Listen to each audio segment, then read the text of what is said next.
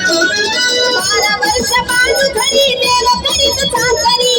शिकण्याची शिदोरी खाली एवढी रमधारी 12 वर्ष बाजू घरी देव करीत चाकरी शिकण्याची शिदोरी खाली एवढी रमधारी तिला वचन मानईला घेऊ घोड्यावर निघाला तिला वचन मानईला घेऊ घोड्यावर निघाला लगीन करून आला ते चोरीला बानुबाईची मेढवाडी तो चंदनपुरी देवधनगर झाला बानुबाईची